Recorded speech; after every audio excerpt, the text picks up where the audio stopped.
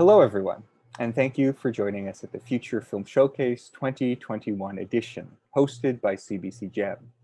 My name is Zachary Goldkind, and I'm the lead programmer of the festival. I'm very happy to be joined by Elian Mikkola for a small conversation about not only their film featured in our program this year, but their whole body of work, and ideally, we'll be able to dig a bit into the core of their artistic practices.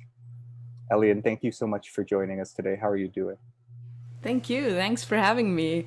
I'm very well. Thank you. Joining from the Treaty 4 land today. So, greetings. Greetings to you. To just jump into it, I have, I guess, a statement I wanted to present to you and see how that felt. So while watching your work, something that really kind of popped into my mind was the notion of cinema as an intersection of memory and experience. That sort of really wound through my head whilst watching your work, and I'm wondering if that idea evokes anything in you. If such an idea is sort of like something you're cognizant of when you're working with your films as sort of an affect. And then a tack on question, what is the act of making films for you? Yeah, interesting questions there in your first question. Yeah, I think definitely the way that I approach film is through my own experience, what I'm exploring as a human in that specific moment. A lot of work with memory that links to time, past, present, future. I live in all of these as we humans do, all of these different dimensions of time. So I guess I use film as a way to explore those dimensions and what they mean to myself, for myself, and hope that other people get something out of that exploration. Like, I also, of course, want to connect with people too, Mhm. and that is an important part of why I make films. I guess that answers some of the questions, but maybe it's a beginning for our conversation. No, I mean it leads, I guess, to get a little more specific, to an extension of the first questions, your material manipulations. So if we stay on this same theme, for me, I could be considered almost a personal intervention into the images that you capture. So I'm wondering how you imagine the kind of distortions you come out with in the final product and why they need to be there to begin with. Yeah, I guess something that really lit a light bulb, I guess, inside of me. I come from a background of journalism. I did my first degree when I was still living in Finland, in journalism, and worked as a journalist for a while. And I was always intrigued by the visual medium. When I moved to Canada, I got the chance to get exposed to filmmaking at the University of Regina. I was first an international student, then I did my grad studies there later on. But what really kind of intrigued me into the act of making films was the physicality, that how your body can become a part of the process.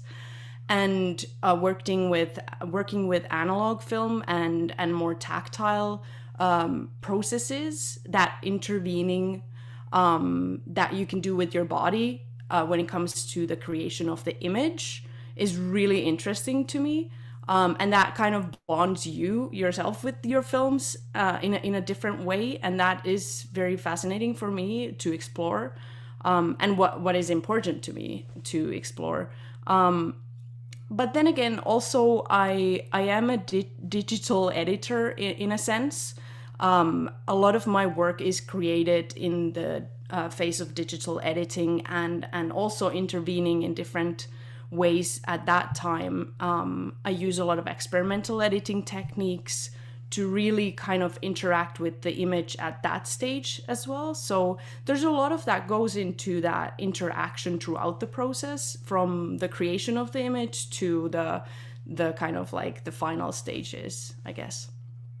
Okay, I'd like to, I guess, hop off and towards sort of, I mean, you bring up sort of notions of the body in relationship to one's interaction with the work that they make. I mean, this in fact also is something I'm currently undergoing through my thesis work, in terms of creating a film that finds ways to articulate and capture the body in ways that where the physicality almost enmeshes with I guess that more ethereal sense, between the screen and viewer, allowing space. So I'd love to hear you speak a bit more on like the sense of exploration that you've had over the creation of your films and the discovery that you've gone through.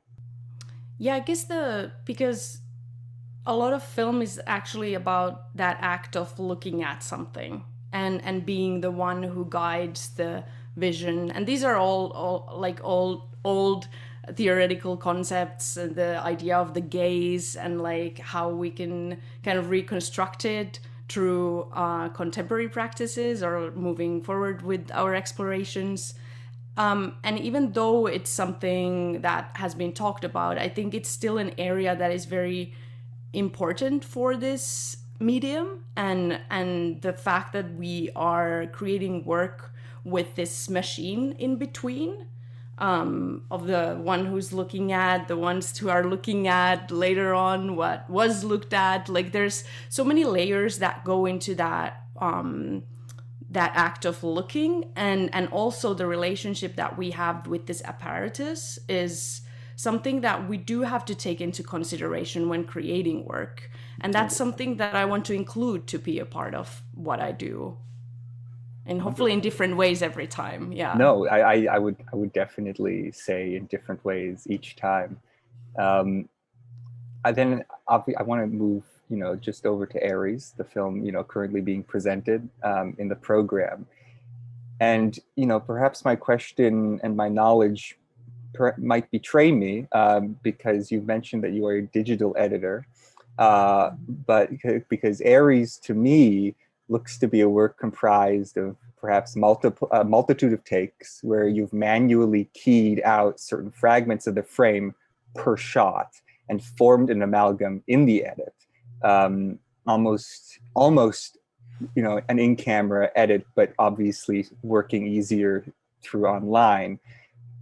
I mean, am I correct to imagine that I guess I might be a bit incorrect. So I'd be curious to know, okay, what was the process? What did you do? Yeah, I would love to give you a very advanced digital edit answer of this new technique that I've come up with, but actually it's as simple as it's in camera. So with this film,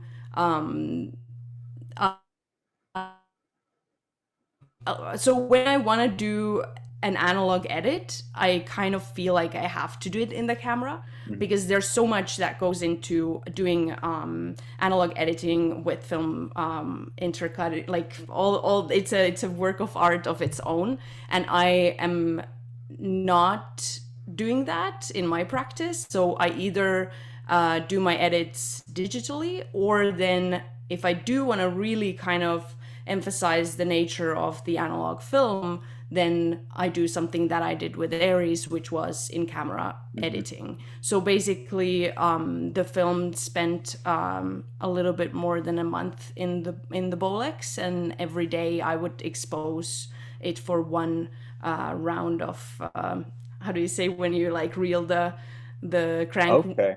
the whole time So of just one. the 30 seconds? Yeah, exactly. Okay.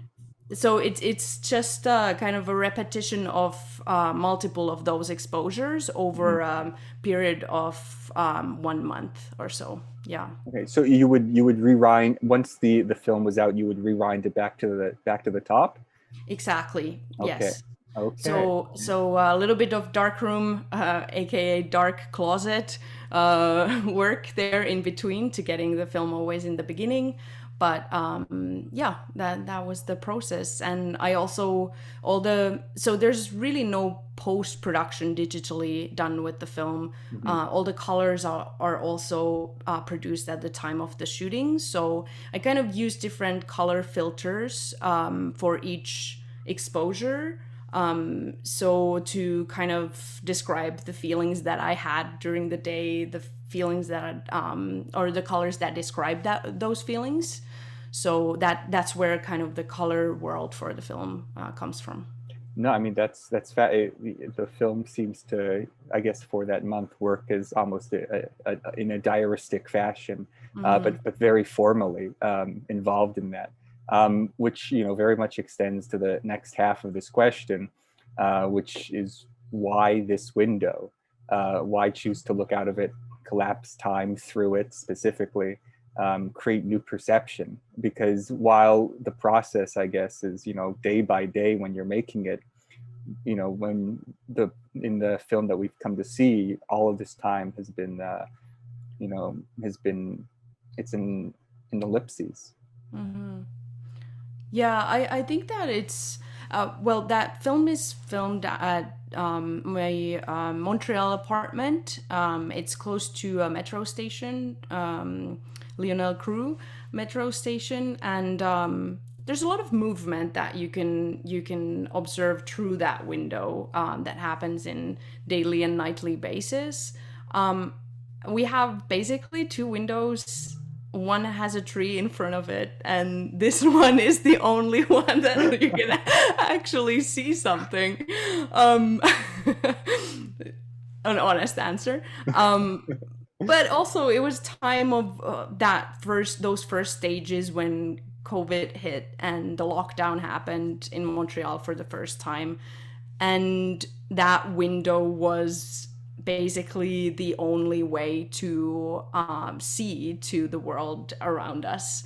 We weren't really leaving the apartment at all, and that became that daily routine of staying connected with other people, I guess, at that time.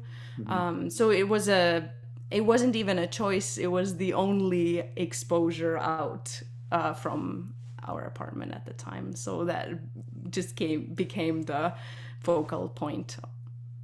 No, I mean, I guess then as a COVID film, it takes you aback, because I mean, so many COVID productions that I've been seeing are all very much about immediacy. Um, it's always about making sure the moment is there and captured, and it's the emotion that we're feeling right now is the emotion that is the first thing we get, and the last thing we leave with as the film begins and ends. But with here, it's that kind of immediacy is sort of like, it's not even an option, because of the process you go through with the in-camera edit to create something much more experiential and something immediately reflective of the current circumstances it's made within. So I think that kudos definitely, because Thank you. I'd say it's very much a rare sight to see in terms of a film that reacts to its circumstance. And then I guess my final question is sort of just looking at your whole body of works. So what I've written down is, I'm curious about identity. Magdalena very explicitly narrativizes its abstraction. Sammy looks to the past as a way of positioning oneself in reference to. Via Corellia seeks lineage as a space of positionality and reckons with the fabric one is sewn into. On a side note, I'd be remiss not to say that the sequence in Via Corellia with the forest interlacing with archival footage, it's stunning. It's so deeply affecting. I'd like to perhaps talk to you about simply that sequence for an hour or more. But to return another time, but to return, then ARIES seems like for the first work that prioritizes an immediate subjectivity that is concerned plainly with the self and one's space. Because so often in your other works, your use of archives is kind of this intervention towards the contemporary, whereas ARIES is always the contemporary. Where was I? Yes. And so I feel like with all this, the only reasonable question to ask is, what is a camera to you? Huh. It's a great question, and thank you for that reflection. Also, that's very precious to hear. Um, what is a camera to me? Yeah, I think it is a little bit. I don't know if this sounds egoistic or kind of because I do want to reach people by making films, and I do want to connect, and that I think there's two sides to it. In one way, camera is a tool for myself to explore myself and my identity, where I'm at. It's almost like a mirror, like using it as a reflection surface to see who I am Mhm. in different times and different moments. So definitely that's the egoistic side of it. And the other side is definitely a tool for connecting with others that share similar realities with Mhm. mine, see the world maybe in similar ways, feel similar feelings that cannot always be described through words. It sounds like a cliche, but that's what it is. Yeah. No, I mean, I think the simplicity there, is what allows the films to speak for themselves. I think it's always, in fact, perhaps better that a film finds its own language that can't be articulated through ours. But I mean, with And that, sometimes it can. Sometimes it stays as a that mirror surface to mhm. oneself. Not every film is for everyone else. Like No, of sometimes course you not. I it's mean, just for you. no, I mean,